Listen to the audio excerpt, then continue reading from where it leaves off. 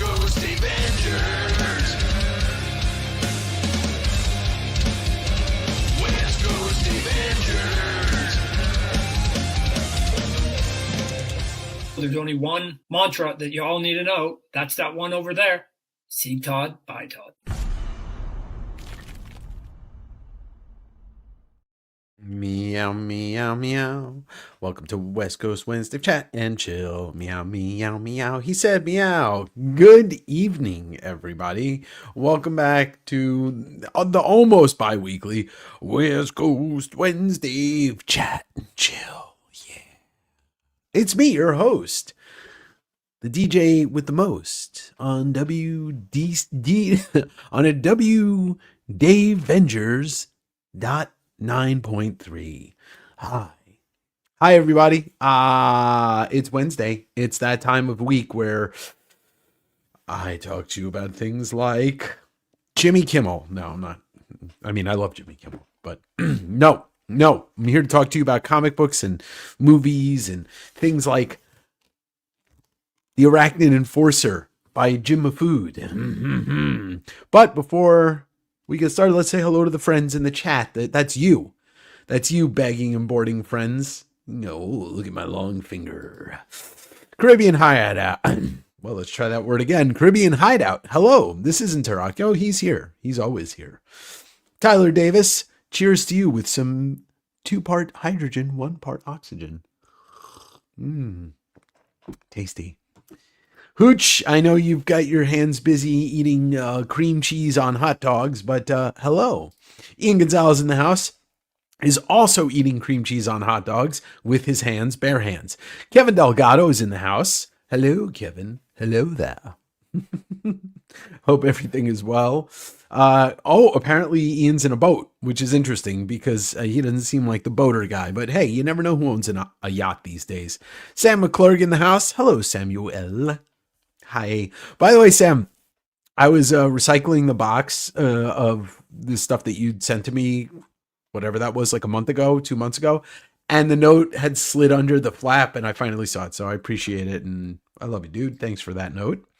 Chemdog, what's going on? Orf, orf. Andy Brenning's in the house. What's up, brother across the mountains? Look what shirt I'm wearing. You've got one of these too. Shout out Alika Seki, and well, there it is. Thank you for the shirt, Alika. See The Long Walk? No, I have not been to the movies since I saw Weapons. Comic books, what are those? Well, we'll get into that. Is he making his own versions of popular superheroes? Jim Mafood, bootleg specialist. God, I can't wait for you all to see that book. Hello, Andrew P., my friend, and also synopsis writer. He helps me out on the podcast Direct Edition, which link is in the description below if you have not subscribed. I'm going to tell you about what you're going to be missing out in the next couple of weeks if you're not subscribed to Direct Edition. Danny Hughes, what's up? Super Dave. I'm not Dave Osborne. I wish I was Dave Osborne. Rest in peace. Oh, and hello, Kevin. Hey, Kate's in the house. Hi, Kate. Kate, I would just like to let you know you're slacking on your YouTube content. Please bring some more. I was getting used to it. I'm here to light the fire under everybody's ass. Jim Dixon in the house. Good evening. Not to steal a salute from Chris Pierce, but I'm not going to double salute. That's his trademark. Good evening, Rami. Hello, my friend. Ahoy, ahoy. The derpa is in the house. I used to go crabbing with my uncle. Did you have a boat called a Downeaster Alexa? Just kind of curious. DJ Five Duck in the house. What's going on, brother? New podcast was fun. I have to finish it. I will listen to like the first 20 minutes out of the 30 minutes. DJ Five Duck is the partner in crime with Felipe Smith on Cringe Musume. Great podcast on YouTube. Warlord. Hello. Dave is the waffle man and fights crimes with his griddle of justice. I also slapjack people with them too. Am I going to do stunts like Super Dave? No. Once again, he was a legend and I would never, ever try and follow in that man's beautiful footsteps. I am, once I'm done with all this shipping. Well, I hope your sale went well. I have not been able to do much of anything since before I left for Pittsburgh except work. Listen, Hooch, if you want to get blacklisted from the Davenger community, keep talking shit about Billy Joel. Keep talking shit about Billy Joel. See where that gets you. I will send you a rabid Wolverine in the mail. I have your address. Oh, of course. Yeah. What's going on? Oh, dude, Dreams of Being Dust was sick. I'm going to try and get them on the podcast. World is a Beautiful Place. The lead singer started following the podcast on Instagram. So we can chat in the DMs, as the kids say. Matt, good evening. I was named after his second ex-wife this year. The nude painting segment is in a little bit, but the model's not here yet. Me. Slapjack Nunchuck, Slapjack D's nuts. What? Marky boy. Oh yeah. Well, Skinbreaker came out today. I'm going to be giving away a copy of the Treasury edition later on tonight. Oh, you weren't shit talking. Stormfront tour was the first concert ever, dude. I love. I went to that tour. I think that was the first tour I went to also. Well, I'm on the Downeaster Alexa. I have to finish watching the HBO documentary. I watched the first part. Hell yeah. Yeah. My parents took me to see Billy Joel probably 3 times before I was like 13. Obviously saw him at Nassau Coliseum, on Long Island where I grew up. I saw him on New Year's there. Yeah, the art on this is mind-blowing. What's cool about the Treasury edition is it's on newsprint. And we'll talk about that, and we'll talk about another special book that came out this week. But to start off the show, no spoilers, obviously. I don't do spoilers here for anything unless, it's something that's been around long enough, but I'm happy to talk around about it.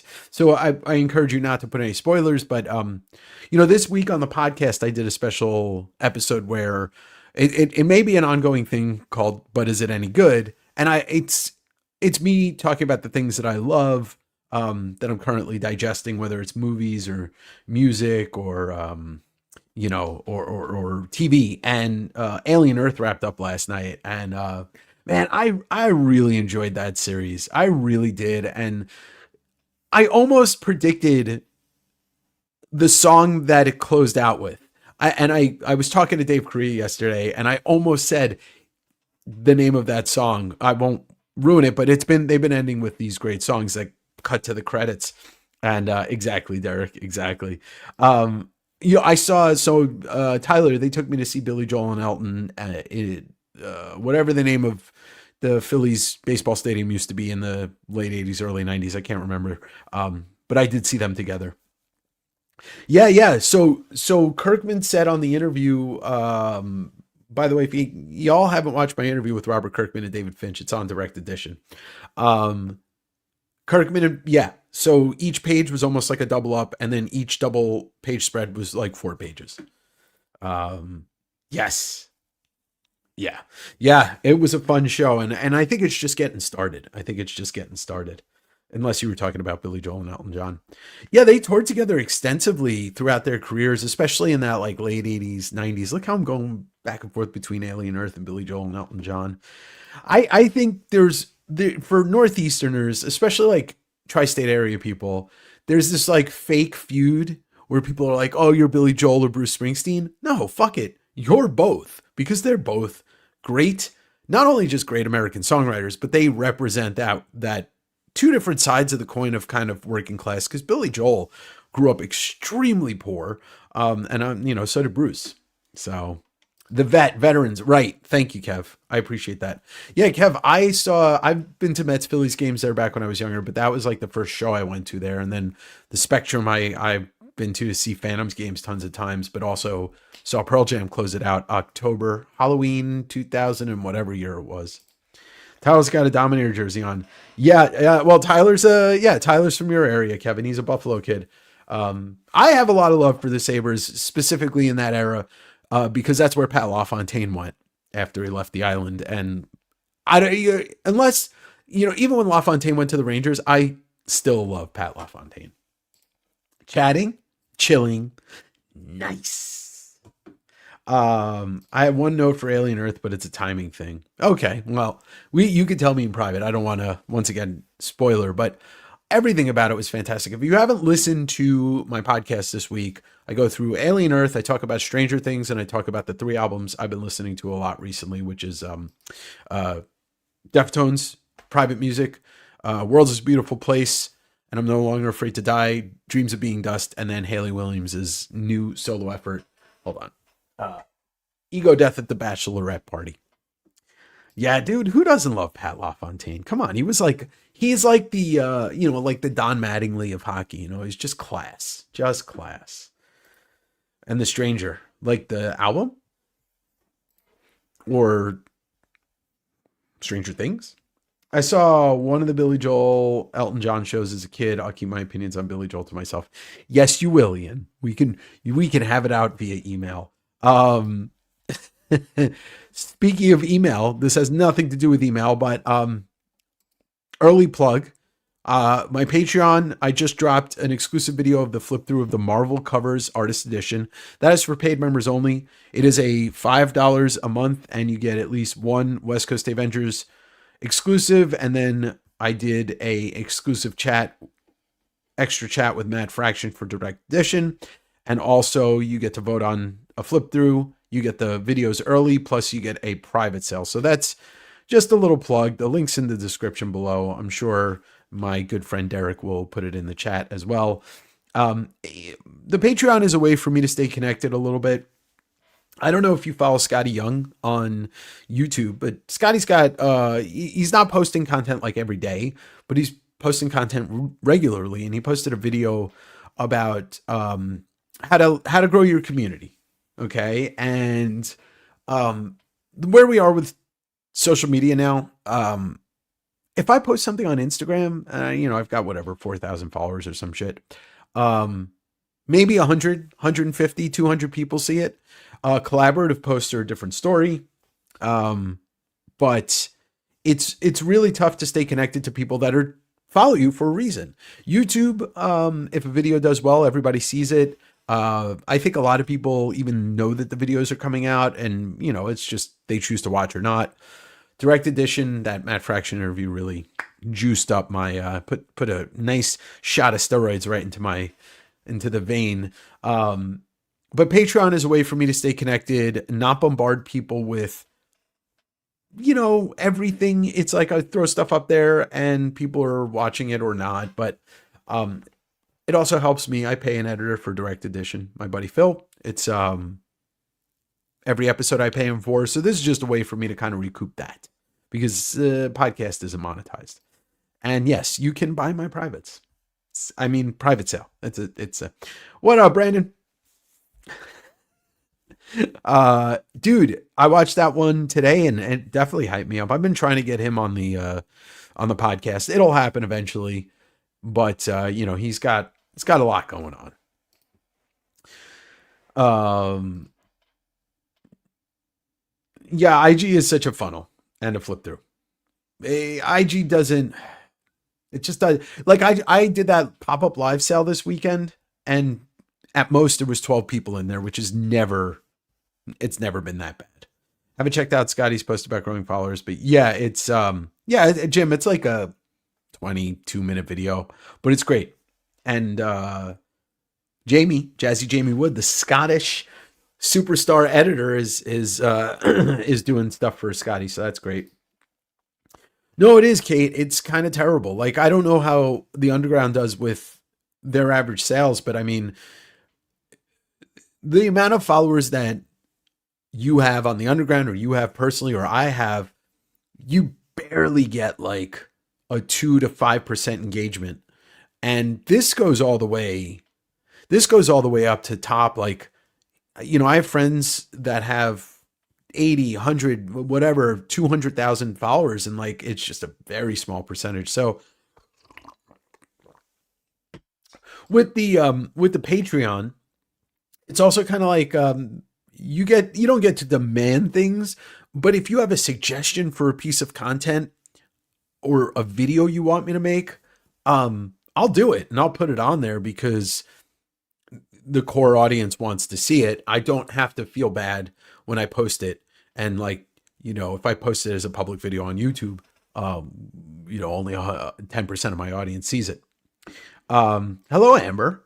For example, Jacob, aka Dr. Plagueis, messaged me about a suggestion for a video, which is probably going to be something I will do publicly, but the Patreon will get it first. He wants to see like a deep dive into my personal collection, which I think is a 2 to 3 part thing. The Todd stuff is the biggest chunk of it, and then the regular comics, and then I have a lot of rare magazines, programs, zines, stuff like that, and then my original art. The Insta sale ended right when my break at work started. I was a little bummed. Well, I'll try and do one again. I'm looking to do a team up sale with my buddy A1 Aaron, so we're gonna probably work on doing that next month. Drunken comic reviews with Comic Tim.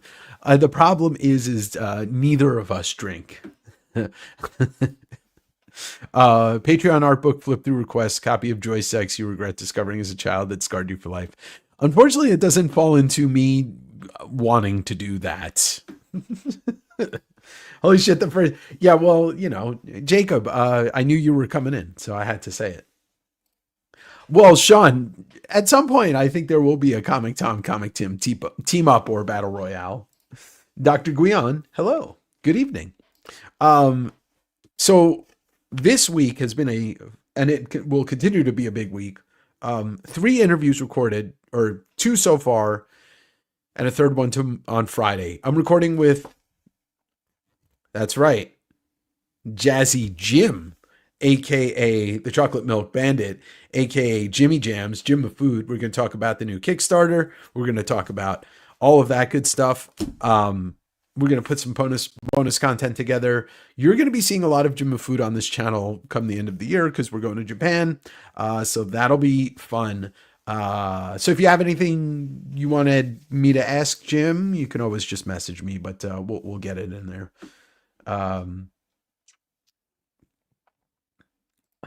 You guys want to see something?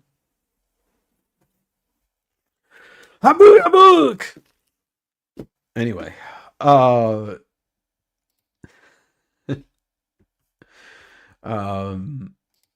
anyway, my first recorded interview this week was with a legend that I don't really need to tell you who it is, but it is Eric Larson. He's got the first story in this Venom Black, White, and Blood, which was a lot of fun to read. We talked about his return to Spider-Man, and then he has a Spider-Man Noir miniseries that he wrote coming out October 1st. So we did about an hour and 20 minutes. And honestly, like every time I interview him and record with him, it just gets better and better. And it was such a fun chat. We cleared up the Mark Bagley story, so I'm excited for everybody to hear that.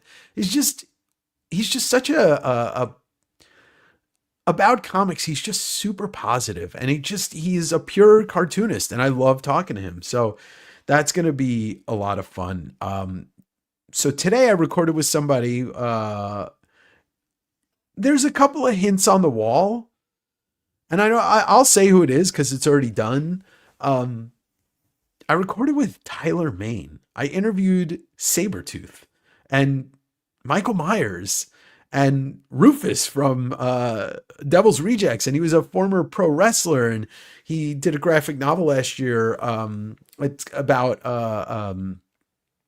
what's that called? Oh my God, why can't human trafficking, called the Last Spartan Red Tape, and he's married to a former Top Cow editor, Renee Geerlings, I think her name is. Man, what a fun conversation. He trained with fucking Stu Hart in the dungeon and wrestled Andre the Giant. He's got such a great career. I was so excited to record with him, and it didn't disappoint whatsoever. So that's going to come out in a couple weeks, more towards mid-October, and then Ma Food later this week. So Jim asked, how often do I get to actually dig out in the wild, dig through shops, and as often as I can. And it's kind of like at my, I got to make a point to like just stop doing what I'm doing for a day and get outside, which is nice. Tomorrow I'm actually doing that. Pittsburgh, you'll see the video this weekend. The video this weekend is all of the digging that I did in Pittsburgh before the Eddie P Con, and then I'll follow it up with an Eddie P Con video. And we hit 8, 9, 10 stores or something like that. So I do it as often as I can. It's just there's only 1 or 2 stores in Washington State that are worth going to and like taking a day off to do that. My local comic store I go to usually once to twice a week, so I don't dig through there that much. It's more pick up my new books, and then if he gets a collection, and I'll come by. But a lot of the stores in the immediate Seattle, Tacoma area just aren't worth it because I know everything's going to be priced the way it's going to be priced, and I don't feel like paying it. But when I, make a pointed trip, that's what I'm going to do, like Pittsburgh or Japan. Or when I went to the UK, it was like I went to go see Blur at Wembley, and I hit every store I could in London, and then went to Scotland to basically just relax and be in Scotland. But I hit every store I could while I was up there multiple times. Hell yeah, there is fun times ahead. Yeah, I knew about it. I heard about it like 2 months, 3 months ago, but I don't think it got super publicized until the last couple weeks. And the artist on it is Andrea Boccardo, who I don't know is an Italian artist, but when you hear the interview Monday, you'll see how excited Larson is for it. Yeah, he is. He actually, we ended the podcast talking about some stuff encouraging for young artists and writers and creators and stuff like that. Yeah, Sean, we talked about the dungeon a bit, and just fascinating stuff, man. Fascinating stuff.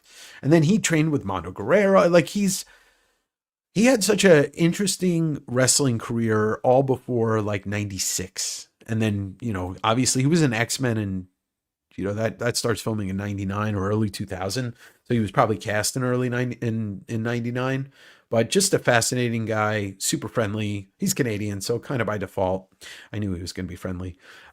So yeah, really excited for that. I have another interview on the books, but it's not till right before Japan. Fingers crossed that it doesn't get canceled because it's somebody I've been after for years. So we'll see. We'll see what the future holds, but direct edition may go more than 20 episodes this season. The Larson episode is episode 75 overall, 15th of the 4th season. And just a lot of things in the works. So any support via the Patreon is very much appreciated, but any subscribing to the podcast, commenting, I can't encourage the engagement enough, even if it's just a simple, like, this was a great episode, that whatever you feel is good. I know not everybody wants to comment on stuff publicly, but hey, it helps. It really does. I mean, shit, I say this jokingly, but really, like, even sometimes those negative comments really do help because it's still engagement. Okay. All right. Yeah. I'll have my people call your people. When are you going to Japan? I'm super stoked for Japan. Tokyo Comic Con is going to be kind of one of the anchor points of it. Because Mahfood will be there tabling, and Peach and her husband Yo. So far, the only comic guest that they announced is a small name you might know, Jim Lee. If I can get an interview with him, even if it's in Japan for 20 minutes, that would be huge. Huge. Huge. Ooh, next April. Yeah. So right before Golden Week. It's supposed to be nice there. I mean, basically everybody says the time not to go is in the dead of summer because it's hot.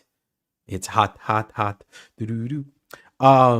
So yeah, I hope you have a good time. I'm really excited for Manga Quest 2025. And Dave Crossland is also coming with us. I haven't met Dave, but Dave's a great artist. And I'm really hoping, fingers crossed, that Jeff Darrow is going to be there.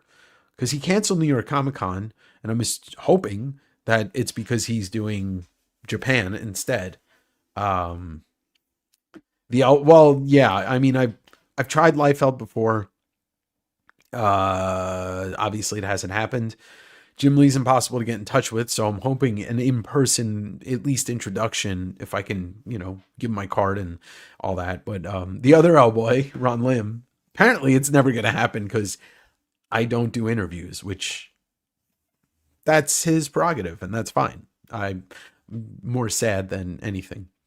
But yeah, really excited. And I will be probably in like 5-10 minutes. I'll give this out. Did everybody pick this up at their LCS today? Some version of Skinbreaker, regular Treasury. Did everybody? What are people's thoughts on? Hello, Jonathan. John's in the house. My local wrench. I use him to fix my car sometimes. I read the Deadpool Batman last week. I gotta say, maybe it's because I don't read a lot of Deadpool. The most Deadpool that I've ever kind of engaged with is the movies. But I thought the Captain America Wonder Woman by Zdarsky and the Dodsons was absolutely by far the best story in that book. Okay. Yeah, Rami, it's really fucking good. I still want to see Comic Tim doing scenes from Black Rain. Do you want to see Comic Tim getting his head cut off by somebody? Because that's like the only thing I remember about that movie. Would love to see a Darrow interview. His appearances on. Yes. Well, I can say that I know I'm definitely going to be doing a remote interview with him.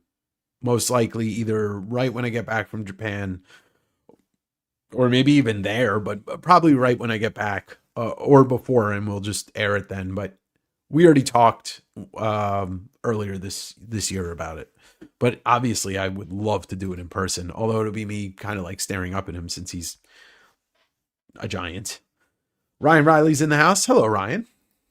I wish they made a miniseries of the. Yes, well, Kate, that's what I'm hoping for. I mean, I kind of wonder if DC tested some of that stuff out to see what the reaction would be, but I thought it was an absolutely perfect story. I mean, the way that Chip structured it is that like they've always known each other and they've always crossed paths. So who's to say that he can't do a 4-issue miniseries with the Dodsons about 4 different periods of time? Well, I would love to see that.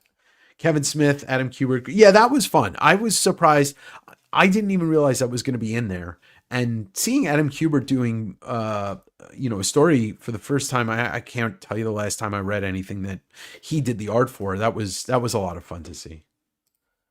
Yeah, Kate, same, 100% same.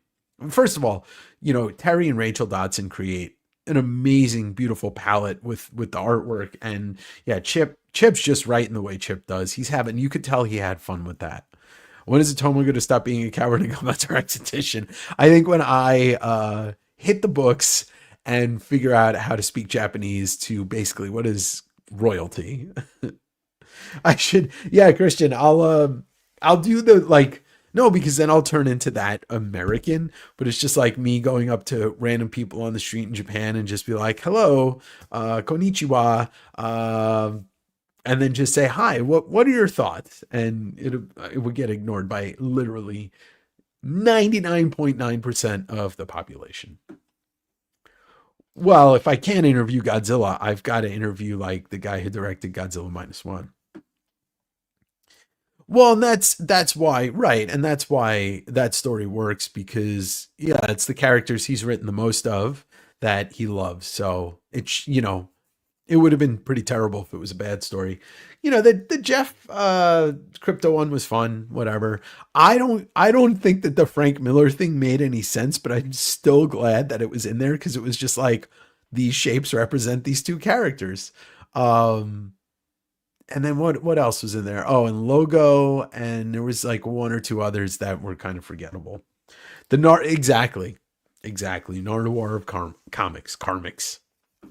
Marvel's DC ranking: Daredevil, Green Arrow, Captain America, Wonder Woman, Deadpool, Batman. I mean, if we're doing those three, I would rank Captain America above the Daredevil, Green Arrow, but I think those are two interchangeable. They were both really good.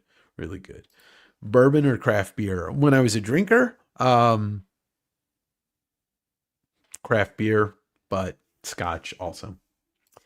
Marky Boy said, ever considered getting Charlie Adler for an interview? He's such an underrated artist. Marky, I have thought about it and actually really do love Charlie Adler. I got to spend like 2 or 3 hours with him once at a convention working, and very friendly guy too.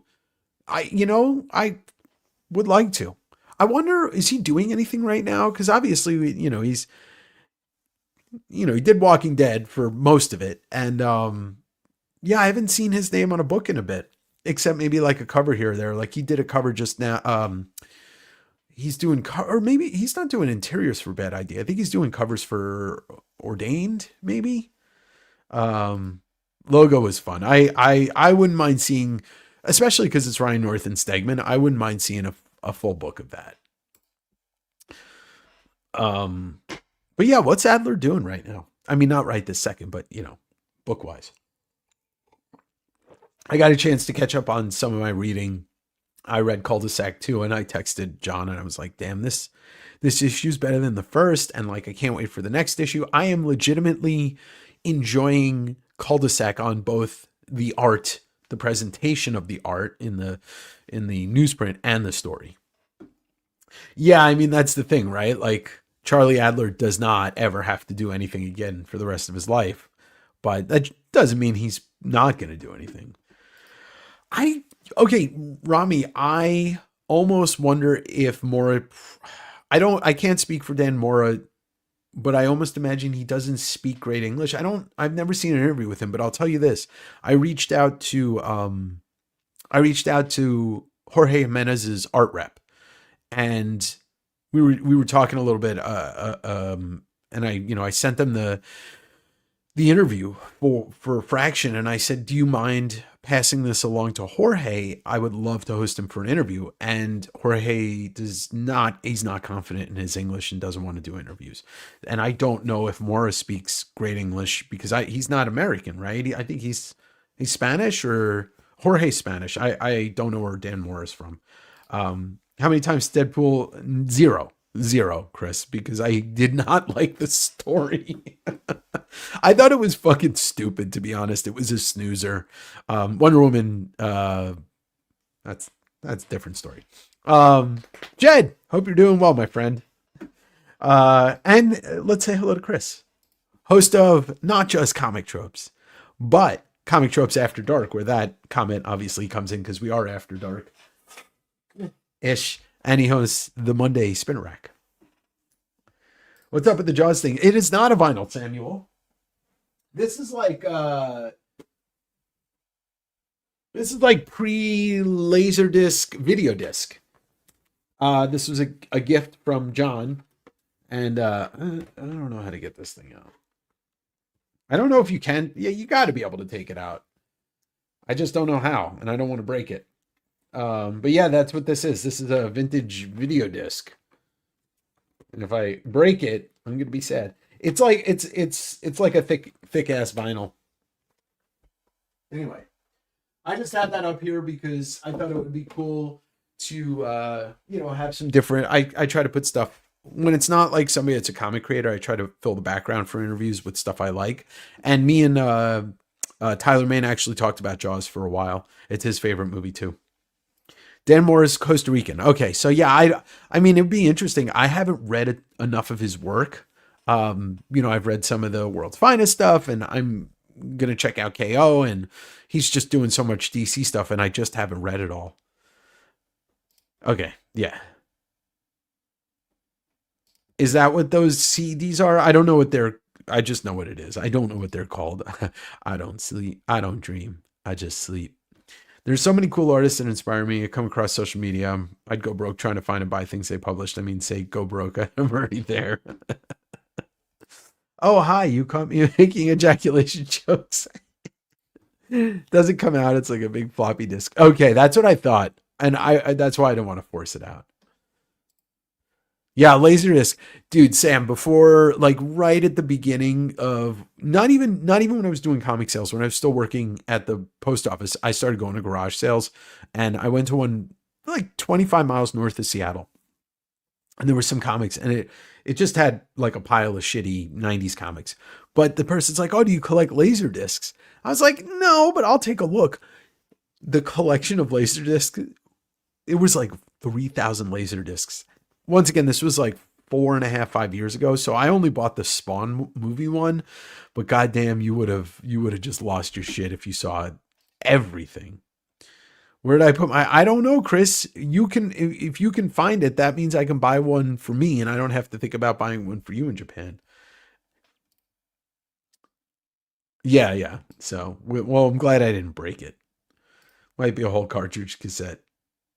Yeah, yeah. I'm not gonna break it. I realized that it wasn't something that I was going to force. You want to see something that I don't know if I ever showed this. I mean, it's not like a huge deal, but I've had this for a while, and like for most people, this is like this is the first big book I ever bought when I was a kid, because back it used to be worth like $70, $100. And this one I got it from a friend like 3 or 4 years ago, but it's signed by Sankiewicz and Claremont. It's too bad that I can't get Big John Buscema, but still nice to have that. This is, I mean, I would put this in one of my favorite comic books of all time, hands down. Let's see. Dan Moore and Jorge, your favorite modern superheroes. Dude, they're both great. And if I ever find somebody that like I know that's a really good Spanish translator, maybe I'd pitch the Jorge interview again. I mean, look, I'm guaranteed that I'm going to get I'm not guaranteed, but I hope to guarantee that I'm going to get a Peach interview, because I've already talked to Yo about it. And she doesn't speak much English. So it'd be done via Yo, who's the translator, and her husband. Got to watch Laserdisc for the rot. Yeah, I mean, I don't have a Laserdisc player. I just think about, Ian, it's like the idea of vinyl, right? I mean, I listen to vinyl, although I need to get a new record player. But the artwork, the presentation of the Laserdiscs is far cooler than watching a Laserdisc. Although there are some movies that only have versions that never even got to DVD that are still on Laserdisc. Charlie Adler is contributing cover art to so Ordained, that's the bad idea one. Promoting his book and the exhibition coffee shop and continuing his role as a patron for Shrewsbury Arts charity, The Hive. Oh, well, thanks for all of that info. I could probably easily get an interview with him via Bad Idea, so that's something I will seek out. Yeah, it's such a great cover. It's such a great book. Dan Moore has done English interviews, but he's very shy about not being more fluent. Yeah, see, Amber, I think that's kind of like, that seems exactly like what Jorge, I've seen one maybe interview with Jorge, and it was a short one. So, there's just some people I may not ever get. I do want to have Fraction on again, because I had so much fun talking to him. Chris is coming up with maybe some of the best advice that maybe better than like the town trunk. Listen. I know how to say his name. If you go back, Jim, and you watch the first ever video I ever put, I called him Sankiewicz and then Sankiewicz. But we love Bill, and I will get him on the program at some point. First job back in high school, had a Laserdisc player in the break room, watched Top Gun and lunch every day. Did you feel the need for speed? Sankiewicz.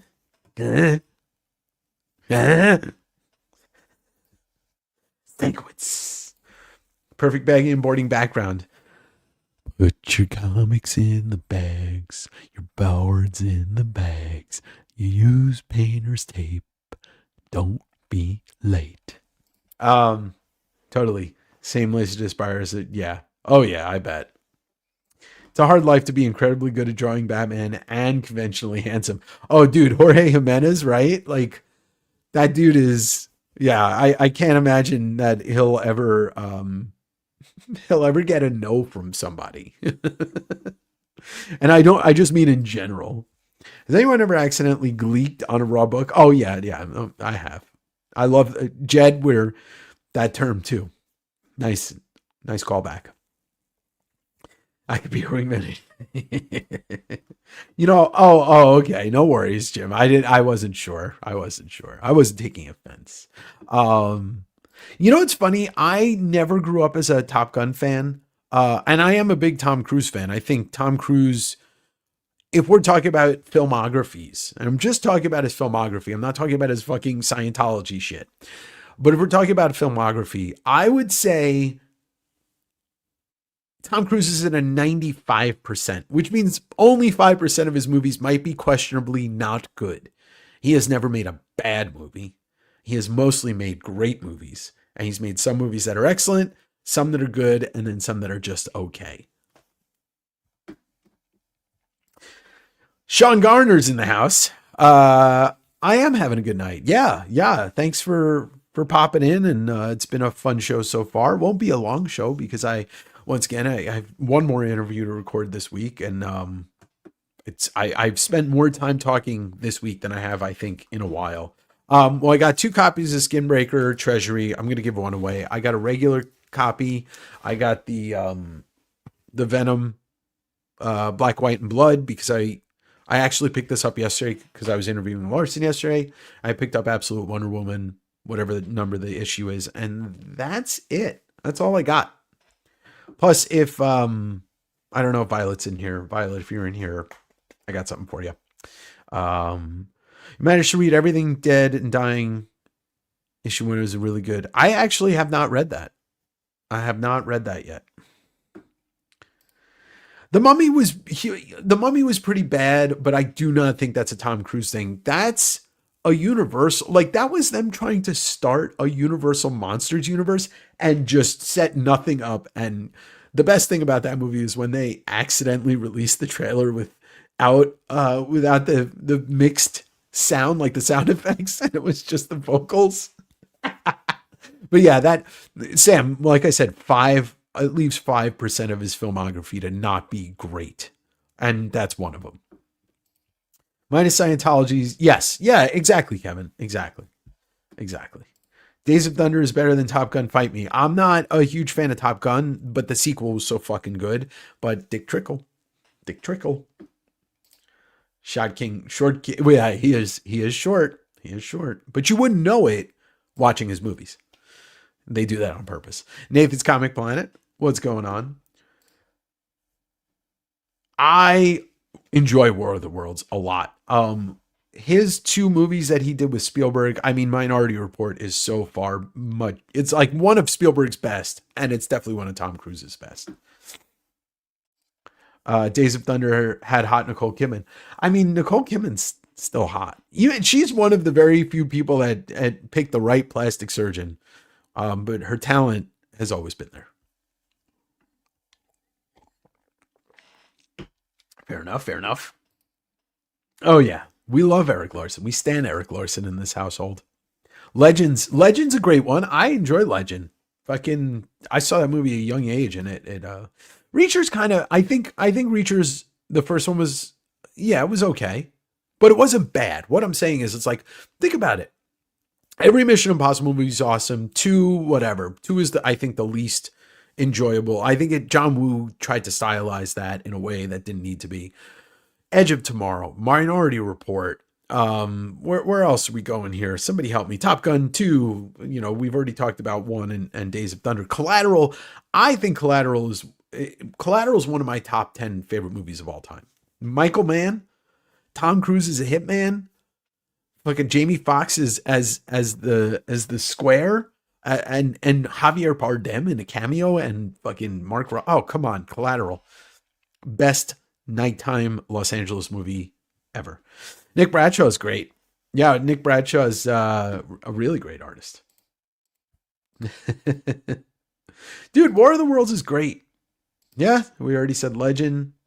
Yeah, well, like I said, I'm just talking about his movies. And the fact that the other thing about Tom Cruise is how much money he puts into trying to get people into the theaters, how he supports other movies. He's always very positive about it. He's if we had somebody like that, he's like kind of like Robert Kirkman, right? What Robert Kirkman talks about the comic industry and comic stores and making comics. Like that's what Tom Cruise does on a much wider, larger scale.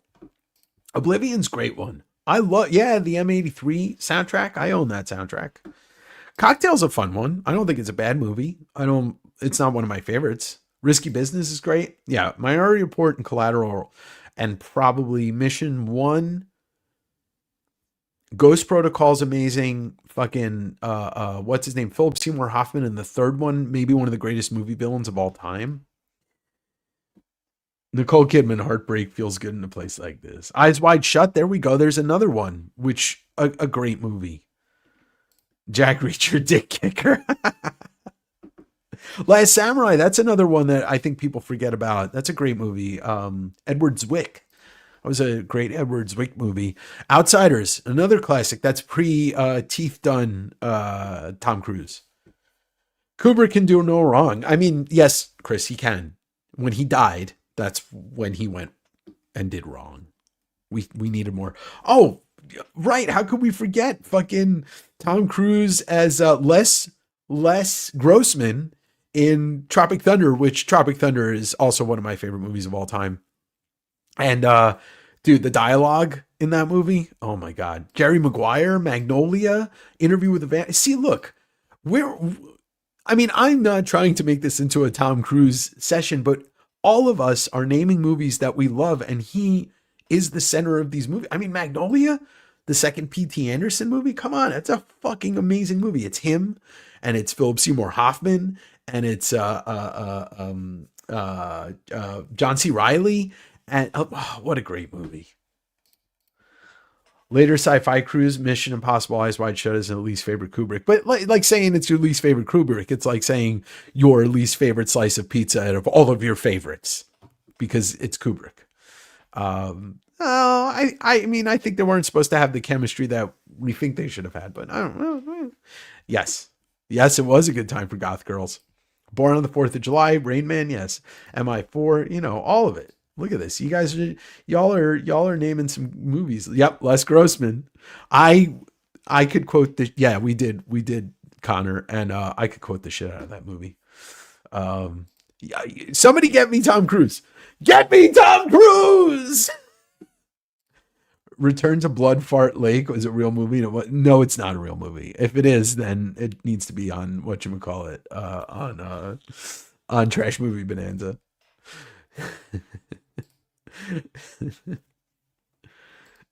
Got a lot of Cruise coming out of your mouth right now. Shut up, Kevin. Few Good Men. Oh yeah, I ordered the Code Red. You're damn right I did, and I would do it again. See? Somebody get me Tom Cruise. Return to Blood Fart Lake. That's a good one. That's a way to. That's the worst thing that Stanley Kubrick ever did was die, because he'd still be alive. He wasn't that old when he died, right? Maybe in his 60s, 50s. West Coast Avengers, Cruise Control. Oh, dude. Vanilla Sky, right? Cameron Crowe's follow-up after Almost Famous with a great fucking soundtrack. A lot of Sigur Rós on there. Filmed almost entirely in New York. They did that scene where he runs through Times Square and it's empty. And I remember when they shot that. I wasn't at Times Square at the time, but I remember when they shot that. And it was a big deal. So they shot it like right at daybreak. So, 6 o'clock in the morning. And then the Mission Impossible movies just keep... I didn't see the last one yet. I still need to see it because I just... wasn't able to get to the movies to see it, and movies don't stick around for what they used to. But I'm a Tom Cruise fan, and I just think that like when you look at his filmography, it's really hard to find like a string of bad movies or even movies that would be in the lower part of the discussion. Oh, hell yeah, it was. And Cameron Diaz, come on. Exactly. That's right, Tom. I know I complete you. Just like showing me the money. Tom screaming, I will rain down an I will rain down an ungodly fucking firestorm on you. And then he's like, I will, what does he say? I will, it's like, fuck your, I don't know. So good. Anyway, yes, because that's the thing, the reason why movies don't stick around, and Superman, in its defense, was in the theater for 2 months, almost 2.5 months. They want to rush it to streaming. Mostly. Yes, Abre los Ojos. I think I saw it back in the day when I used to seek out foreign movies that inspired, remakes here, because that Penelope Cruz is in that one too. I love Penelope Cruz. Speaking of Cruz, let's cruise on to giving away this Skinbreaker right now, because there's there's almost 40 people in here. Hashtag Skinbreaker, and I'll do a giveaway and I'll ship that to you. So this is the Treasury edition, which is not a true Treasury size, and I think, Chris, we need to yell at your buddy Robert, but it is done on this beautiful newsprint. It's still oversized. It's actually the size of a CGC slab, almost to exact size.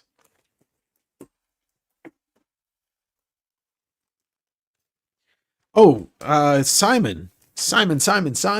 Hold on, you guys keep putting the hashtag in. I'll do the drawing in a little bit. Oh yeah, Connor, Alika gave me one at Eddie Pecan. Simon, I want to let you know, you'll appreciate this. I interviewed Eric Larson again yesterday, and I brought your name up, and I hope I pronounced it right. Simon Mallier St. Pierre. But we talked about the back matter in Savage Dragon and how you've been in there and you've done covers and stuff. But I used your name as an example because you were the one person that, off the top of my head, that's, I know has been published multiple times by Eric. So for comic creators, I think you definitely want to listen to this interview with Eric, and the last like 10-15 minutes is kind of for you. Adjust suspenders. Back in my day, it took a movie 12 years to make it from theater to VHS, and it cost $72 when it came out, which is exactly how much VHS used to come out if it wasn't a big tentpole movie. That's a good question, Jed. I have it in a CGC slab bag with a magazine board. I think the only thing that would be good for this is either UK size or Treasury size. It would just be bigger than the actual book itself. Yes, Connor. Yes, he is. And you're going to love the interview with him. It's posting on Monday on Direct Edition. Hello, Mark. Hope you're well. Yes, Jed. So this weekend, I'm going to drop the digging that we all did at the stores in Pittsburgh. Some of it's solo, but most of it's with the crew. And then I think the following weekend, I'll drop the Eddie Pecan video, which it's going to be probably a 40-minute video of mostly just interviews with people at the con. And then this weekend, I dropped the panel that had Mahfoud Rugg, Fife, Shioli, hosted by Justine. Yes. Yeah. Eric's awesome. And I know you have a good, you're very honored and appreciative of what he's done. So yeah. Dan will be in this video this weekend, and definitely in next, the following weekend's video. And there he is. I sent Dan a still shot from the video for this weekend, and it's like him holding up a humor magazine in front of his face. That's a question, not for me, but that's for Christopher Tropenheim, the 40th. And that's who he is today. All right, I've got 20 entries into the giveaway. Let me get this screen up here, and we'll do the drawing, and then we'll just continue chatting for a little bit, because that's what this is, chat and chill. Hashtag Skinbreaker, and you can win a copy of the brand new first issue from Robert Kirkman and David Finch. Look, if you haven't watched the goddamn interview I did with them, come on, what are you doing? If you're not subscribed to Direct Edition, come on, what are you doing? You're really going to break my heart. And you're going to break your own heart, because think about it. In 2 years, when I'm interviewing James Gunn on a regular basis, or Trent Reznor, or the Stan Lee hologram, you're going to be like, I've been supporting that guy since day one. All right, let's do the drawing real quick here. And if you do win and you've never bought something for me or filled out the form to take part in West Coast Wednesday, all you got to do is go to my website, fill it out. It gives me your address and your name so I can ship that to you. And here we go. We're going to give it away in 3, in 2 Skinbreakers, in 1 Skinbreakers. Here we go. Who's gonna win it? It's not gonna be me. It's gonna be me. Not Joe Williams. There he is. The man, the myth, the legend. Congratulations, Joe. And that's funny because you asked me to hold the stuff that you bought from Wednesday. So maybe you knew, maybe you saw it coming. Maybe you have the gift of foresight or foreskin. I'm not sure which one is the gift giver. All right. What did Jed say? Jed said, looking forward to it. Did end up going to Portland and meeting up with Fife at Floating World. Oh, that's cool. Yeah. Yeah, that's right. He was down there. Yeah. Michelle's great. And we had a really nice long conversation on the ride to the airport on Sunday. And at some point I'm going to have him on the podcast. We both realized that we could probably talk for 6 straight hours. So we'd have to pick a topic to talk about and just kind of stick to that. Bags and boards are the opiate of the hopelessly immature. Connor, listen, get off your high horse. Try not to break your leg falling off and come down with the rest of us. Tasty water. I fucking love water. Right? Isn't this the greatest beverage on the face of the earth? Keeps us alive. It keeps us looking young. It keeps us, yeah, fuck it. I'm going to drink more water. You did. Yeah, you had the power of foresight. We're going to be talking about this a lot in the next couple weeks. Jim Food's Defective Comics, Arachnid Enforcer. I've seen a lot of the artwork in person, and my God, it's fucking bonkers. Yeah, and there may be a special thing for Dave Angerinos with that issue. We're gonna see. We're gonna see what happens. I think that's my next thing, is to have like exclusives, not comic covers or with companies, but doing kind of exclusive things with creators. Because a lot of you normally buy books from me on Wednesday. So if you can get a copy of creator-owned thing along with that, and you don't have to pay double the shipping, then I think it'd be beneficial. Oh, that's right. You were at CXC with Michelle. Cool. Awesome. I did you get to talk to Burns at all? I know you posted a bunch about it, but did you get to talk to Charles Burns at all? It does smack. It does. Cool air and ice cold water. Amazing. Yeah. Yeah. We're lucky if we have that. I'm working on pages for the 3rd anthology. I don't think that you're prepared for this. I'm going full Johnny Ryan. Is that going to be the Kickstarter, Sam? The 3rd anthology, or the Samthology? And Sam's got a Kickstarter. When is it? Do you know when it's going live yet?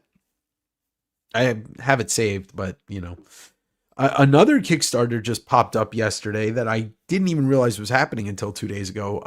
Rob Sheridan, who was a guest on Direct Edition. He's the former art director from Nine Inch Nails. He worked with Pearl Jam doing their stage show for the Dark Matter tour. He's releasing his first glitch art book, which just hit Kickstarter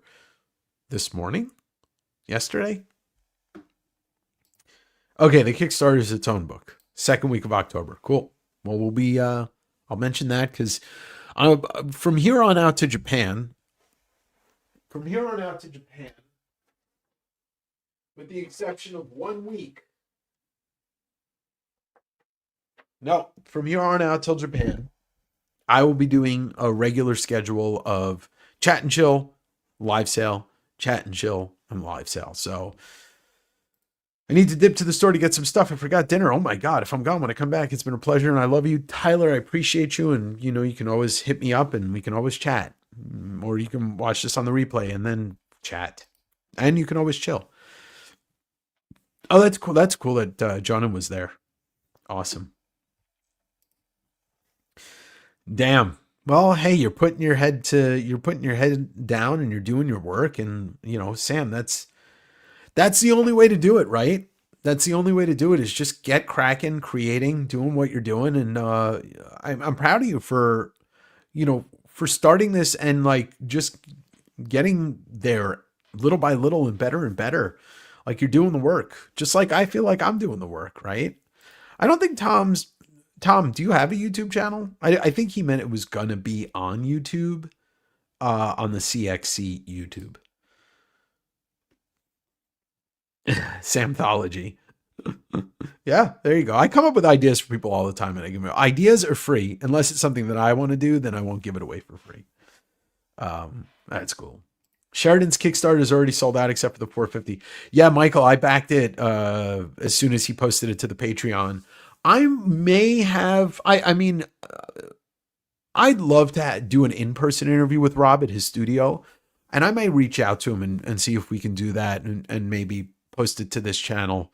I love Rob's art, and Rob's such a good dude. And you know, he had his little, I wish he got to finish high level, but you know, maybe one day, but I'm excited for this glitch art book. I love you too, Sam. I appreciate you, man. I hope you keep kicking ass and, you know, taking names. Have you ever tried for Sam Witwer?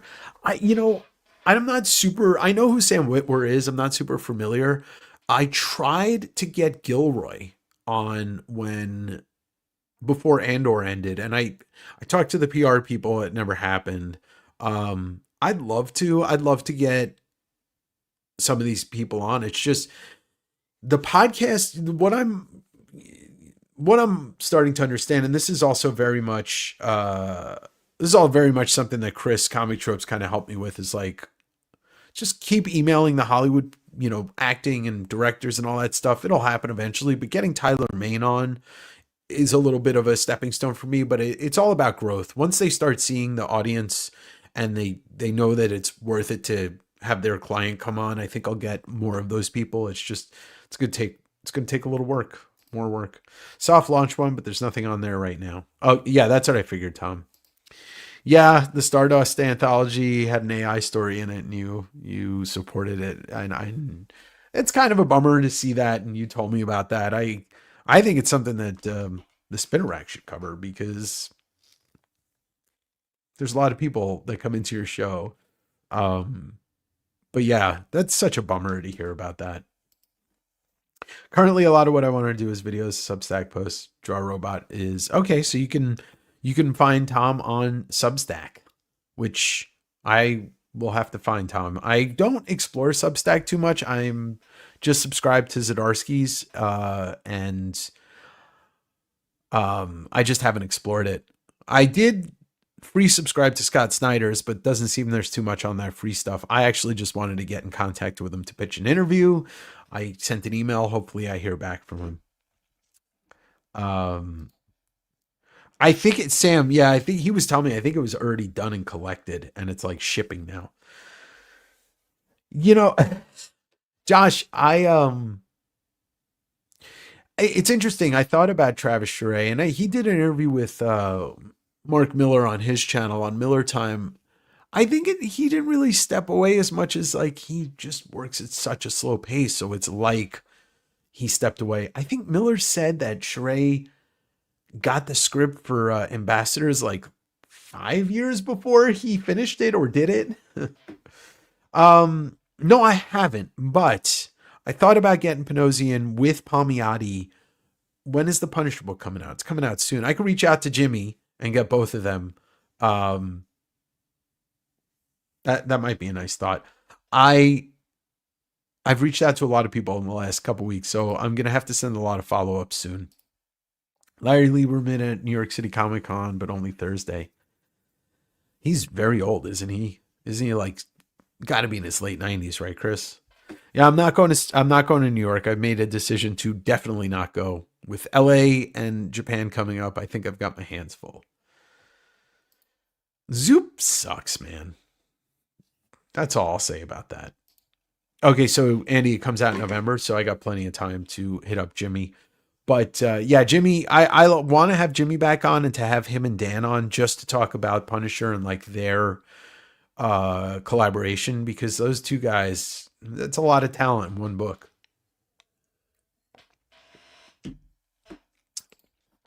I mean, yeah, and if you don't have to work, right? I mean, like, he could do one book every 10 years and it won't matter. He's such a talented dude, but to be honest with you, I don't have much interest in, I don't know much about him. And I haven't read enough of his work because, like, I've looked at, I think the Wildcats X-Men book is fantastic. The Golden Age one, it's like a gorgeous book and it's a fun story. But I haven't read much of that stuff, like the Wildcat stuff he was doing. I read Ambassadors, and, a talented fucking bunch of artists. What was it? It's Frank Quietly, it's Charest, it's Mateo, and I forget who the other two are. But honestly, it's such a forgettable stuff, like most of Miller's recent output in the last 2 to 7 years. Okay, yeah, Lieber's 93. Still, he's still got a lot left. I mean, I know I've seen him, pictures of him, and I know he's pretty active, and he's still drawing and stuff like that. But yes, it's gonna be great. It's gonna be great because like Jimmy writes some great stuff, and yeah, Panosian is. It's like he's another person I want to look at more of his recent work because I read the one he did with Snyder. Derek, what the hell was the name of that? Canary. That was a fantastic book, and it just looked awesome. Yes, yeah. Well, he's got to do it that way. There's no other way to do it because if he did like a full-on free signing, guy would just be doing it for 10 hours every day. He's doing a CGC one soon for the people that want to pay, which I might get a couple more books signed just because there's some stuff that I was like, I kind of want it signed. I can always crack it out. I don't mind. See, I'm one of those people. If Todd McFarlane did a, non-CGC signing, $75 per book or $100, I would still get a bunch of stuff signed. I don't care.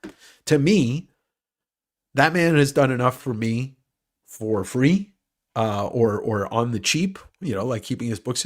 I don't mind paying him for signatures, even though he doesn't want to do it. He does the CGC to kind of meet and satisfy the fans of the people that want it. Who, Larry Lieber?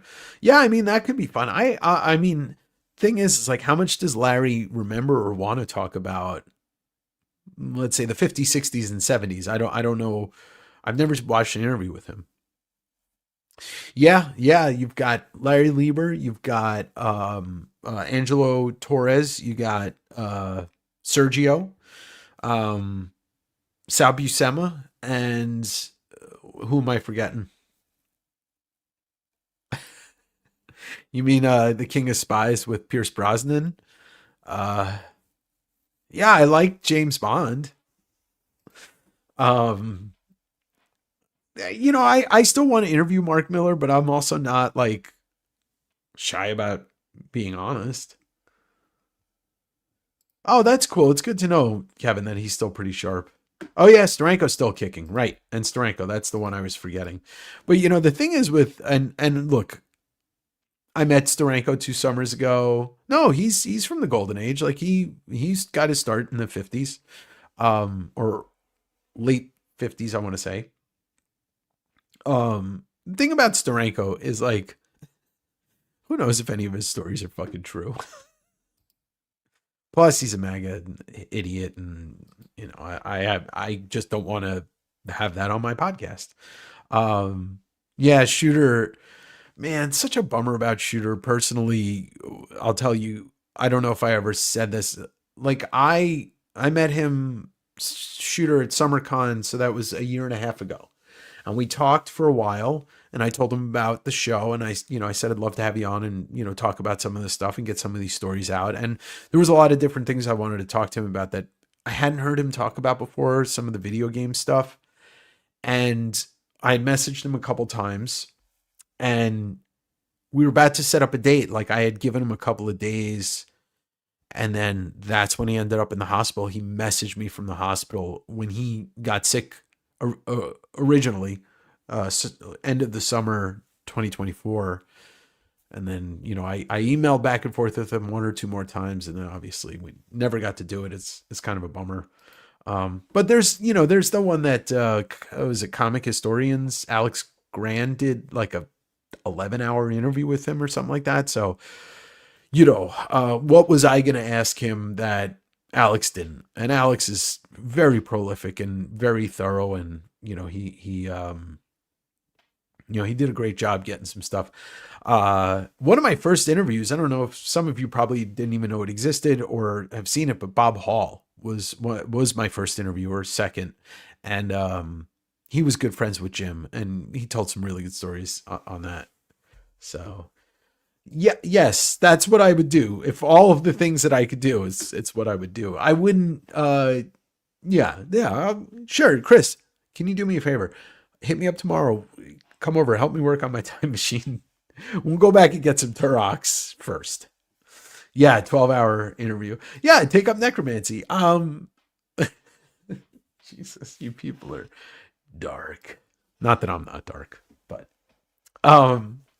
But anyway, that's why I want to keep doing interviews, because there's it's part of me that wants, to get some of this stuff down on record. And just also, I enjoy it. I really enjoy getting into these conversations. And, it's kind of like it's like a cheat code, right? It's like, hey, I'd love to have you on my podcast. And secretly I'm like, I just want to talk to this person for 90 minutes. The byproduct is I'm bringing it out to the public. But, I get to talk to some of my heroes and stuff. Necromancing the Stone. Yeah, that's, I remember that movie with Michael Douglas and Kathleen Turner, and the, what was the first one called? Jewel of Denial, where they just kept denying that it was a jewel. They were, it's a stone. No, it's a jewel. And they're like, no, it's not. And you're like, you're in a state of denial. And, it's not just a river. Anyway, look, fuck am I saying anymore? So anyway, Alien Earth was fun. The new podcast goes through some music, may not be your thing, but if you don't like Deftones,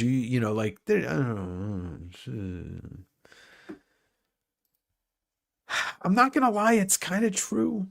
If everybody, doesn't watch them, I'm still going to do them. But no, it's one of these things. Like Chris, I bet Chris feels that kind of same way, as like, I know you want people to see the interviews he did. By the way, Chris did a great short interview with his buddy, Bob Kirkman. You might've heard of him. He put out a book called, Skinwalker. But it's like, yeah, the byproduct is like a bunch of people get to see it. But in the moment, you're just like, yeah, I'm having this great chat with somebody, and I can ask them kind of anything within the realms of, being respectful. So I can't wait for everybody to hear. So if you didn't see the Bagley interview I did, and he's told the story, I think, a bunch of other times, but Bagley told a story where he approached Eric Larson after Larson got Spider-Man, and Bagley felt he should have gotten it. And he got so angry, he wanted to fight Larson. And I asked Eric about that, and he told his side of it. And it's really funny. That's true. I mean, look, if you work for somebody, you're their ticket to getting wealthier than you are, which is disgusting, and it's capitalism, and that's how life is. But when am I going to get a Skinwalker for you? Jesus Christ. Like Tarantino, when he was working at Video Archives, it was interviewing directors for a book. Exactly. It's just like, you're doing this thing for a reason, but my ulterior motive is just to get other interviews. It's not to get rich, and it's not to become something that I'm not. It's just, I'm doing it. No, Jed, my, the episodes drop on Monday morning, so it'll be next Monday. And I'll post it in the Savage Dragon fan group and all that. We even talked, it's interesting, is we even talked about like he misinterpreted one of the questions I asked him, and it went in a way that I was actually happy, because we talked about like the collector's market, and like how some of the Savage Dragon books have become really expensive because of the demand does not meet the fact that the print run was so low. And you're talking about books maybe from 15 years ago that are impossible to find now. So we talked about that one. Yeah, it's from the same people that did Spider-Man. What's the name of someone will put the name of the studio in there. It originally leaked like 2 years ago.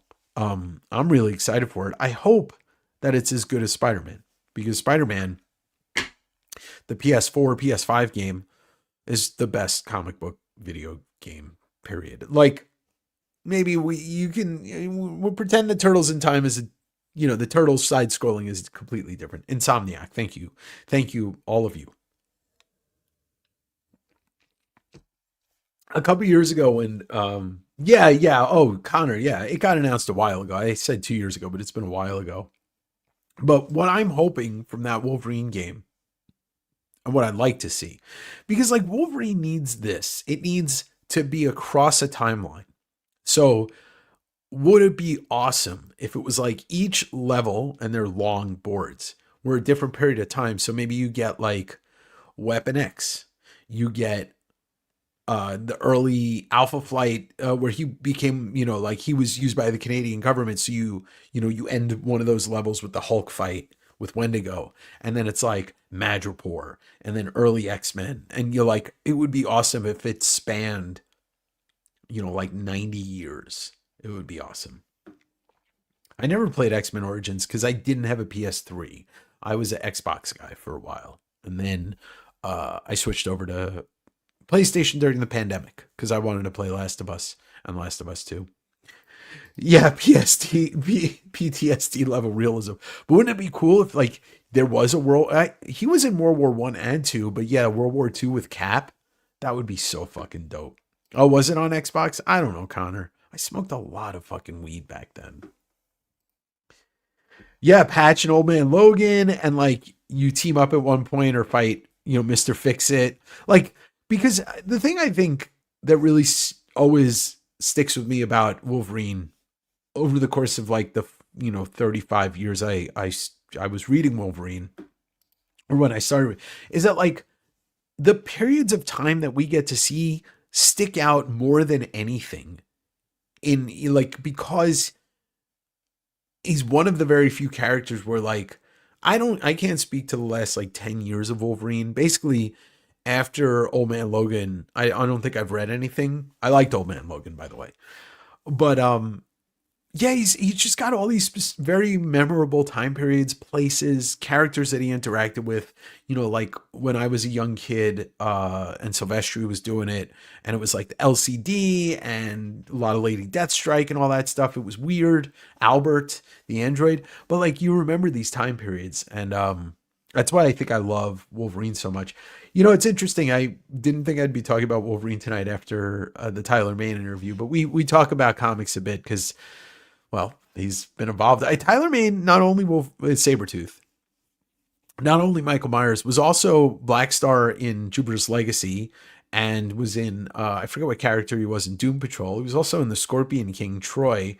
I didn't get to talk to about working with Wolfgang Peterson. I kind of missed that, but, Albert the Android, right? Yeah, that's like Wolverine issue, probably like 35 through 50 or something like that. I made an animatronic Hugh Jackman Wolverine for Days of Future Past. Like, Mark, did you worked in film? Like you are you talking about in the movie, or you just did something for something else? I want to hear more about that. PS5 Wolverine gameplay trailer just dropped. Oh, cool. I'm gonna watch it. I didn't know that it dropped. I just saw that Jock posted the game art that he's doing. I think Travis, I think you're a little bit behind. I think you're talking about Travis Charest, but yes, I think that's what we're talking about. But yeah. Oh, cool. That's awesome, Mark. I didn't know that. That's pretty dope. I have a lot of respect and adoration for people that work in that field. I've always kind of been fascinated with it because, I grew up loving guys like Stan Winston and what's his name? Sex Machine in Dust Till Dawn. Pittsburgh guy worked for did Romero and also was in Dawn. Why can't I remember his name? I've met him so many fucking times. It's right on the tip of my tongue. He pops up later too. Okay, Albert.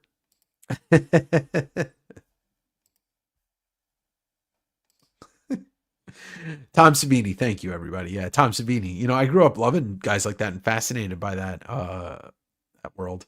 I love Rough House and Bloodscream era. That's right. That's early. That's that Buscema run, which is where I started reading it. I fucking love that run. I reread like the first 40 or 50 issues of Wolverine a couple years ago, and it just kind of like, it was almost like there was no time in between when I read them as a kid and as an adult. Rob Botton. I don't know his name, but I probably know his work. But yeah, Savini. I met Savini. I used to go to the weekend, the Chiller show in Jersey all the time, and he was always there. And the Fangoria show in New York City, and he was always such a nice guy. You cannot be trusted, Connor. Cannot. Yeah, I wouldn't put him as my top, Connor, but I don't disagree with you and your opinion because he's top 3. Jim Lee, Silvestri, and Buscema in no particular order would be probably my favorites, with Larson and Todd probably rounding out the top 5. Steve McNiven, pretty fucking awesome Wolverine. Yeah, I wrecked my body for 15 years making monsters and old age. That's awesome. Yeah, like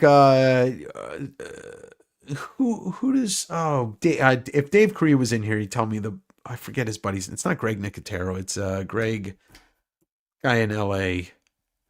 I can't remember who it is.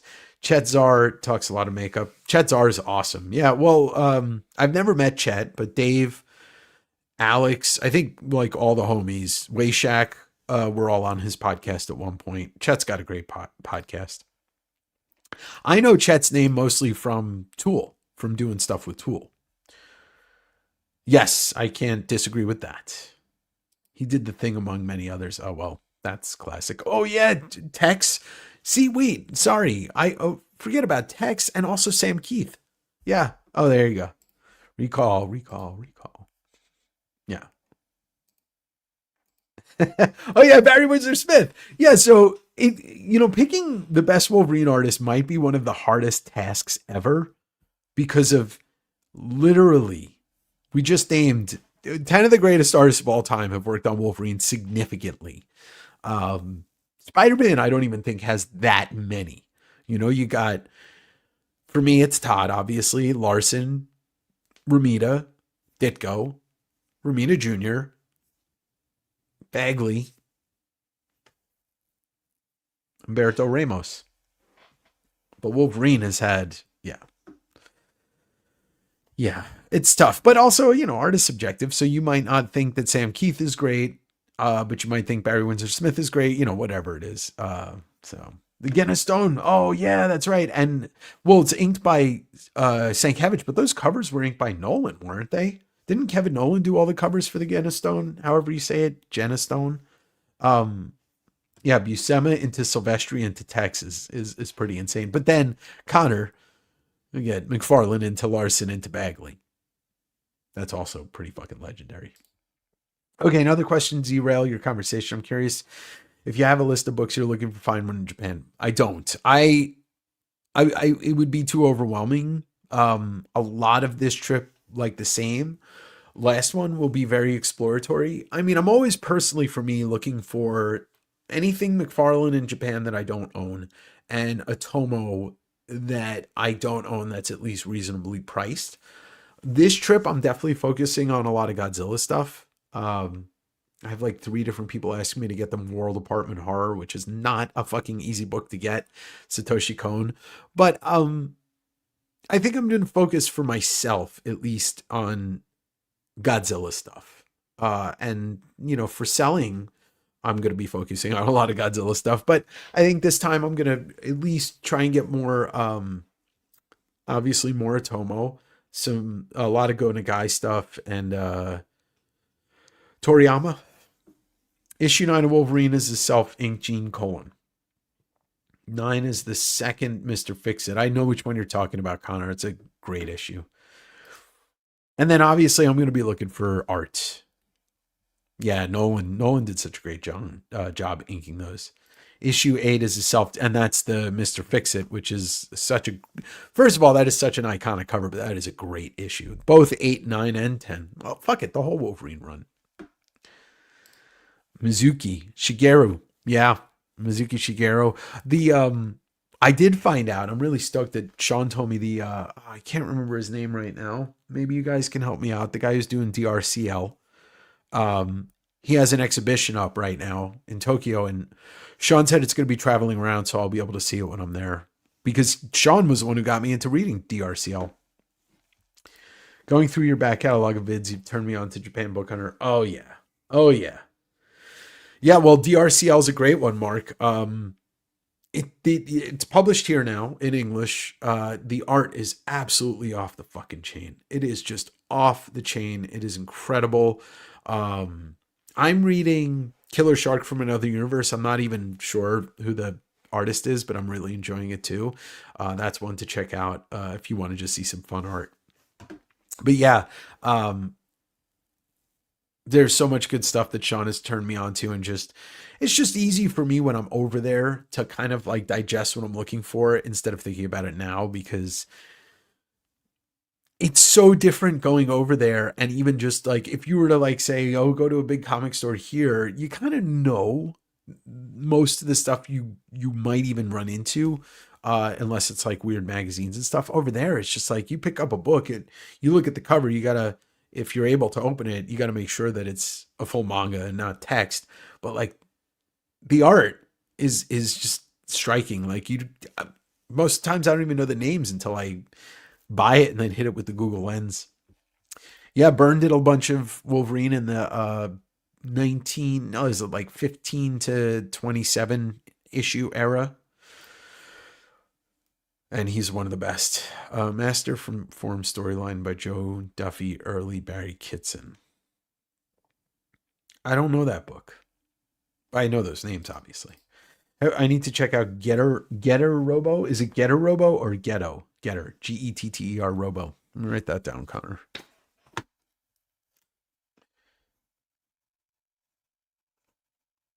Thank you. Mignola also did some great Wolverine. He did The Jungle Adventure. That's a fucking fantastic book. And that's what? Walton Louise writing it and Mignola doing the art. I think it was Walton Louise, the Simonsons doing it. I can't remember because I get that one confused with Meltdown, which was Sienkiewicz. No, not Meltdown. That's the Kent Williams, Simonson, Kent Williams, and John J. Muth. Yeah, all that stuff kind of blends in. I remember all of them though. Those John Burnham Wolverines are inked by Klaus. Yeah, see, like just everybody. Yeah, all the good artists worked on Wolverine in the first, like, when the solo series comes out and Claremont and Frank Miller do it, and Joe Rubenstein, whatever. But when the ongoing comes out and then the one shots start coming out in that like 88 to 95 or 93 era, it's like some of the best superhero books, and it's all Wolverine stuff. Get her. Okay, it was made by one of Gona guys. Okay, cool. I'll definitely check it out. I'm sure if it's not published here, I'm sure I can, ask Sean about it. Sort of hate-love relationship with Klaus Janson. I mean, Jim, he's not for everybody, but I appreciated him the older I got. Certain things like, what's a great example of Janson's best work is that Star Wars annual. It's annual number 1 or 2, the Vader story. And it's all Janson. It's Janson pencils and inks, and it's fucking amazing. Meltdown's great. Well, Travis, you appreciate the finer arts, and there's nothing bad about that. That's good. Wolverine 26 was all Janson. I'm trying to think of that book, because I know 25 is a Jim Lee cover. I can't remember what 26 looks like, and I remember 27, obviously. Unless 20... Yeah. 2 runs I suggested to a friend to start collecting when he got into comics was 80s Wolverine and Marvel Comics Presents. Perfect suggestions, because MCP gives you, choice of stories, right? But once it gets into 72, you arguably have the greatest Wolverine story. And then right after it, the Sam Keith era begins. You also get the first Joe Matter era in there. You get some great Larson stuff in there. In Marvel Comics Presents, Buscema and Claremont. It's a great suggestion. Yeah, that Star Wars annual is absolutely fantastic. JR and Klaus on Punch Warzone, banger of a book. Warzone, I remember like the early issues, but I don't know how far that went. But yes, JR's Punisher. I think the 2 best Punisher artists of all time are Romita Jr. and Steve Dillon, obviously. Thinking of getting into Pet Shop of Horrors. Love the anime. I don't know that. Is it based off of Little Shop of Horrors, or is just the title like a play on that? It works great with Frank Miller. Well, yes. But damn, he's using a giant marker for his ink work. I mean, but it's his style. I mean, like it or not, and obviously you said you have a love-hate. You know it when you see it, which is almost as important of what people think of it. It's like signature style, Who's his best? Al Williamson? Oh no, Scott Hanna. What am I saying? Well, either of those. Yeah, Williamson did the Daredevil stuff, and it's fucking amazing. Any Jansen fans, check out Detective 568, done around the same time as Dark Knight. Jansen pencils. I've seen that issue. Yeah, I've sold that issue too before. I mean, I think it's interesting because like a lot of you that are makers understand, like, I love JR, and I think some fans don't like him. Like, he's not for everybody, but Jansen is also somebody that I think, because when I saw him at a young age, I didn't understand Jansen. I didn't understand Sienkiewicz. Sienkiewicz stuck out in my mind, but I didn't understand him. And I think that takes a little bit more of a keen eye when getting older, when you realize like what beautiful mark making is. Their own book for 10 issues, Joe Kubert. Oh yeah, that one I've seen. Yeah, with the clothespin people. He uses those a lot in that Punisher run. John Jr. is a really, really fantastic guy, and I still have never gotten an answer via email. I've met him a bunch of times. He said yes once. His guy said yes, and it hasn't happened. So I got to keep going. Got to keep trying. Yeah, that Punisher Daredevil story, the one I just sold signed. Maybe you bought it, Travis. I don't know who bought it. Yeah, Will's on Punisher was fantastic. It was too short. He didn't do enough.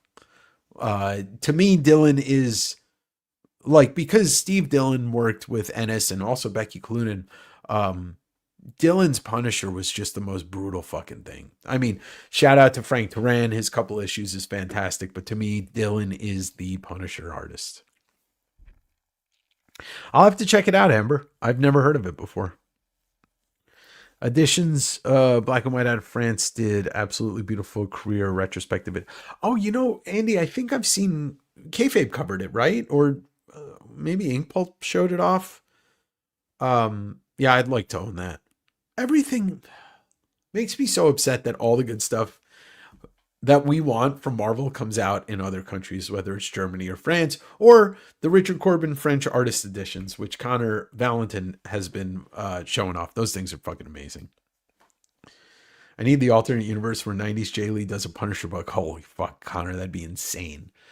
Those sharp, but he uses no guns. It's just knives. It's knife Punisher drawn by Jay Lee from the 90s. That's right. You know what? Screw Jay. Somebody needs to make that comic now in the style of Jay Lee. Calling Jim Rugg. Jim, can you please do that? Please, because Jim can do anything.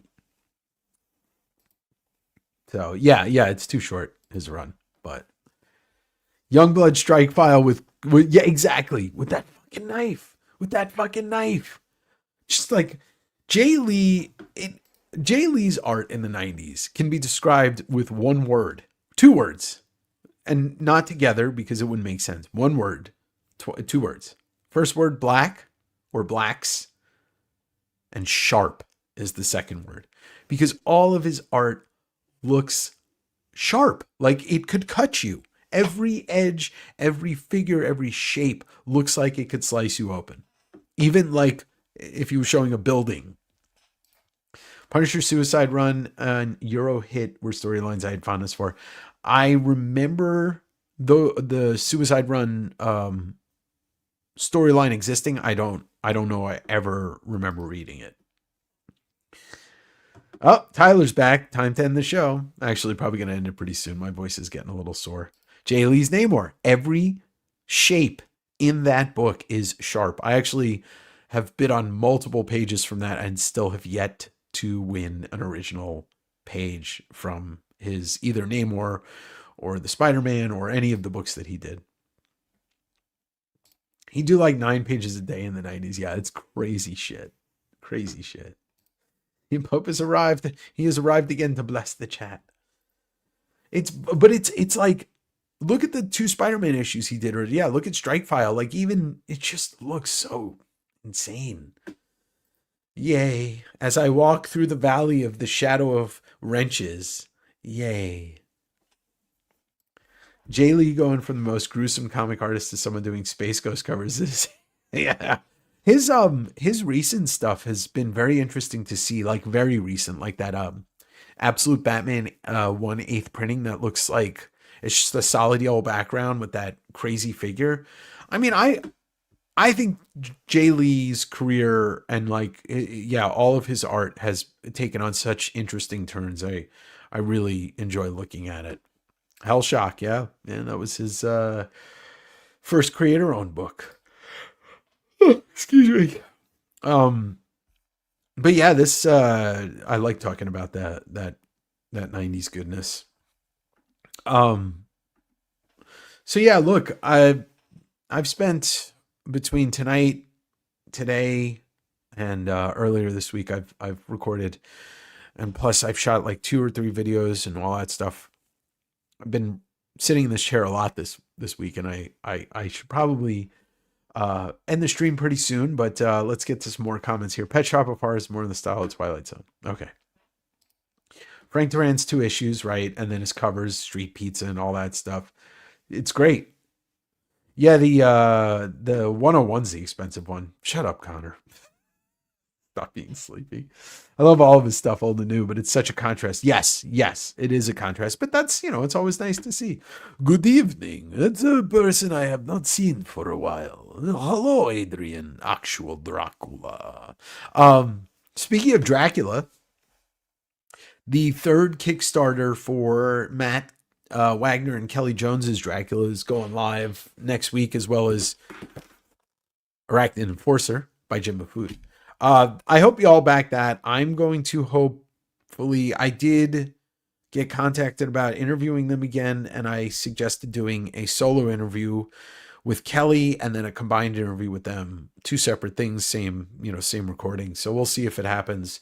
I love talking to Matt and Kelly, but I want to do an interview with Kelly Jones, talk about his career, because he's somebody I've been looking at since I was young too, with the Batman stuff. Jaylee's Hellshock was childhood, yeah. Yes, they've done a lot of printings. They've been warranted because they keep selling out everywhere. No more bullets. That's great. Yeah. No more bullets. Or Punisher Blades, but not starring Blade. Because, or what if it was Jay Lee doing a let's say a 3-issue miniseries in the 90s style of Punisher teaming up with Blade? Come on, who wouldn't buy the shit out of that? That new Punisher Red Band was pretty good. I didn't read it. I just didn't feel like it. Kelly Jones' Deadman was a huge influence on me. Yeah, his Deadman, my introduction to Kelly Jones, outside of like the Nightfall covers and stuff, my friend gave me the hardcovers, which I still own those same copies of Red Rain, Crimson Mist, and Bloodstorm, the Batman, Dracula, Elseworlds. And to this day, it still ranks in my top 3 favorite Batman stories for sure. Oh, Jamie, yeah, no problem, dude. That's I got to pat myself on the back. That was my idea. I told Jim, I was like, let me take a stack of these and put these in orders. 2 lucky people, and nobody has said anything yet or thanked me. 2 lucky people got one of these in their packages, signed by Jim. Kelly Jones did an Aliens book. Yeah, that was Hive, right, Andy? That was probably in one of the first 10 Aliens books that they did via Dark Horse. Like miniseries wise. I think it was Hive, right? It's a fantastic fucking book. Or is that Sam Keith? They each did Aliens books. I can't remember who did what. Oh, that's awesome. Yeah, it's and then obviously Kelly did Sandman, and some of his Sandman stuff is some of the best stuff in the series. Yeah, no, that's the headline of this current part of the chat. Yeah, Eric did Punisher for 5 issues before he went to ASM, and he hated it. He's talked about it before. He doesn't like drawing vehicles. He doesn't like drawing all that stuff, but it's still fun to look at. Yes, he's got the one with the alien with the bow tie on the cover. I don't think you got it, Tyler. If I can remember offhand, basically I had them in a pile, and when it came to it, like if I sent one to you and the next one was the signed one, the next package I did, I think. I want to say Marco got one. I can't remember who got the other. The first Predator miniseries. What about it? Was that What about? It's Hive. Okay. Keith did Earth War. Okay. No, that's what it is. It's Earth War, and then Hive was Kelly. Well, Jamie, if it was signed, you would have seen it right here in white. What's funny is the ball guy on Lars's Punisher run looks like him. Yes, I know. Well, that's the whole thing. Did you ever see that Comics Interview magazine, Jed? Forget what issue it is. It's a blue cover where he draws himself on it, and it's like, wait, that's the guy from the Punisher. Yeah, Tyler. I'm telling you, like, as good as Savage Street Vigilante was, it looks so much better. That's my wife. I'm like, what's that noise in the kitchen? That's the dishwasher. No, it's a comics interview, Jed. I will get my copy. I'll just find it on Google right now. I'll post it on the screen.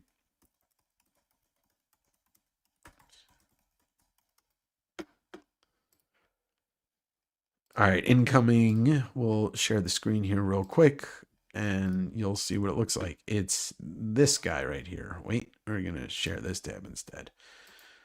Yeah, that's the cover. I actually came home from Canada last year with several copies of it. I think I sold all of them. Great cover, though. Great interview. It's huge. The interview on this issue is big. But there is, Jed, there is a great Comics Journal interview he did, I want to say like 8 years ago or so. I'm pretty sure I have 2, maybe 3 copies of that magazine. If you don't own it, let me know, and whatever. I don't know. It's maybe like $8 or something like that. I'll get you a copy of it. But with that, look, before we get going, I just want to ask once again, I'd appreciate it if you could support the podcast by subscribing to Direct Edition. The next 3 interviews you're going to see are Eric Larson, Tyler Main, and Jim Mafood. If you want to join the Patreon, it's only $5 a month, and you're going to get a couple of videos, and every 2 months a live, a private sale. And who knows, probably a live Q&A once a quarter where you guys can ask me anything you want about collections, about comics, whatever. We could just do a private, fun Patreon chat. Oh, good. Okay. Good that it wasn't the signed one. Yeah, Ian, me too. So, awesome. Well, I'm glad that everybody's going to back it. I really, Jim has been working this whole year his ass off on this book. So, yeah. All right, cool. Yeah, I will definitely send you a picture of the Comics Journal. I can dig that out. By the way, if you're ever looking for anything, you can always email me, westcoastavengers@gmail.com.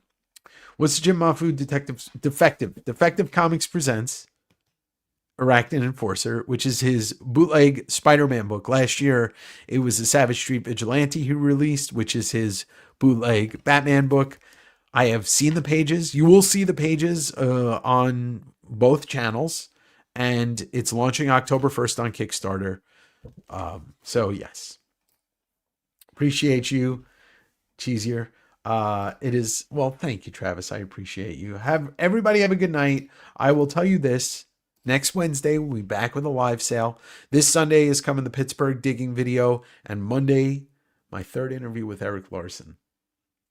So, I want everybody to have a great night. Have a great week. Check out your LCS and grab Skinbreaker. Joe, I appreciate you.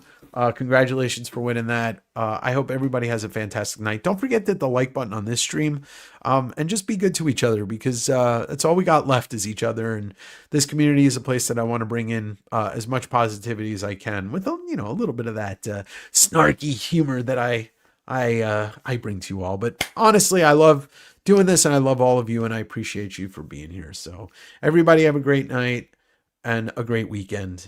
Be cool, and free Mandela.